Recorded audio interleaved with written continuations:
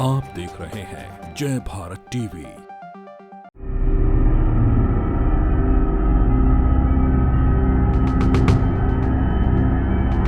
उत्तराखंड की पौड़ी गढ़वाल सीट से मिली हार के बाद पहली बार कांग्रेस प्रत्याशी गणेश गोदियाल ने देहरादून में प्रेस वार्ता कर अपनी हार के कारण गिनाए। लेकिन जो बातें गणेश गोदियाल ने कही हैं उससे खुद कांग्रेस के नेता असहज हो गए हैं। गणेश गोदियाल ने अपनी हार के 3 बड़े कारण बताए। गणेश गोदियाल के मुताबिक गोदी मीडिया द्वारा चलाए गए 5-0 के नैरेटिव से उनकी सीट भी प्रभावित हुई है। दूसरा कारण बताया कि देश भर में अग्निवीर का मुद्दा, महंगाई, बेरोजगारी, महिला उत्पीड़न पर लोगों ने बीजेपी के खिलाफ वोट किया, मगर उत्तराखंड में जनता अंकिता भंडारी हत्याकांड को भूल गई। इसके बाद गणेश गोदियाल का सबसे बड़ा आरोप अपनी ही पार्टी के नेताओं और कार्यकर्ताओं पर रहा। उन्होंने कहा कि कांग्रेस के नेताओं ने अंडर द टेबल भाजपा से सेटिंग की और उनके खिलाफ काम किया। जब भारतीय जनता पार्टी ने डरा कर यहाँ की सरकारों ने, यहाँ के मंत्रियों ने, केंद्र के मंत्रियों ने, केंद्र की सरकार ने कांग्रेस के नेताओं को डराकर, धमकाकर, लालच देकर प्रधान से लेके, पंच से लेके और विधायकों तक, पूर्व मंत्रियों तक सब पर कुठाराघात किया, अपने साथ मिलाने का अनैतिक कार्य किया। 14 के 13 विधानसभाएं तो उनके पास थी, 14वें विधायक जो कांग्रेस के थे उनको भी अंतिम क्षण में अपने साथ शामिल करा लिया अपनी ताकत के बल पर। जो कांग्रेस में छूटे हुए नेता थे उनको भी कुछ अंडर टेबल बातें हुई होंगी और उन्होंने भी, बहुतों ने विभिन्न माध्यमों से बीजेपी को मदद की और उसके बावजूद जो पिछला मार्जिन था वो पिछला मार्जिन आधा हुआ। हम चुनाव लड़ रहे थे,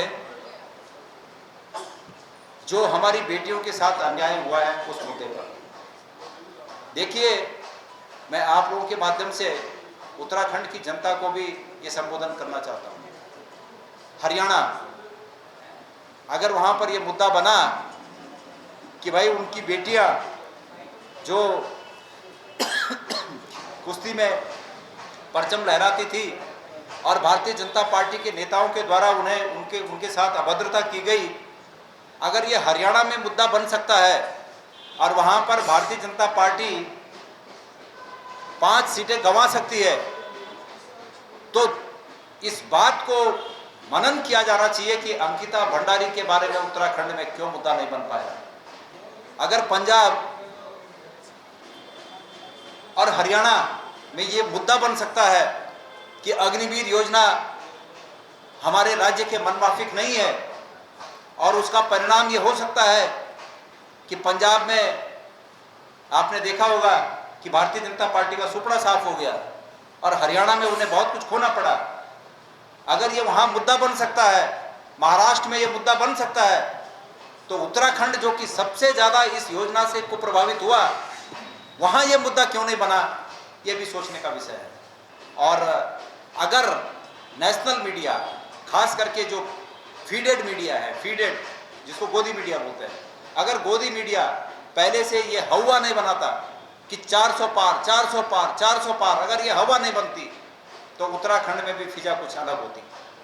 चूँकि दूर दराज के गाँव में सिर्फ टीवी देखा जाता है, सोशल मीडिया का प्रभाव कम है, टीवी देखा जाता है, इसलिए लोग इसी फहमी में रहे कि बस बीजेपी 400 पार जाने वाली है।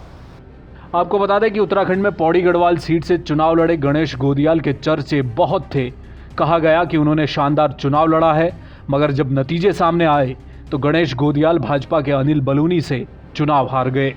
ब्यूरो रिपोर्ट, जय भारत टीवी।